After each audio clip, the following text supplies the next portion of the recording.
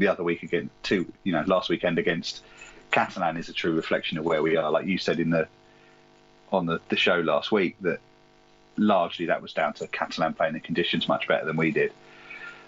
I think we're certainly third or fourth best side in the league, but I think we're still a way behind Catalan and St Helens. If they can hit their best form, then their best form I think is above ours. But that said, Jai Field is a totally different player to the one we had last year. We only got to see him for the one we didn't have last year, really. Well, we only got to see him really for about a quarter of an hour against Lee, and then he was in and out the side. And I don't think he was fully fit at the back end of last season, and I don't think he got on with Lamb necessarily.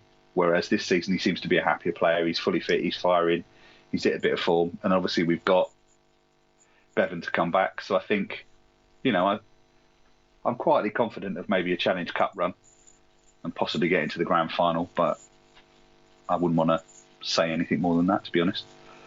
Yeah, it does feel enjoyable going and watching our games again, though, and that's... Oh yeah, it's not a chore like it was the back end of last season. Yeah. The start of last season wasn't too bad, but I think part of that was because we hadn't seen any live rugby league in the flesh, and no matter how bad your team was playing, you just enjoyed being at the game. Oh, I don't know. I think I was already fearing the second half of the season. But certainly second game back. second half of the season was one of those where it's just like, oh, what's going to happen this week? Are we actually going to score this week? I was always fairly confident we weren't going to ship a lot of points last season, but equally, you couldn't see where the next try was coming from. No.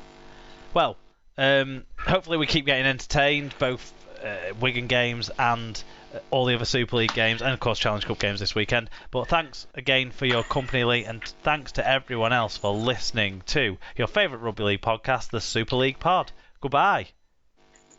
Goodbye.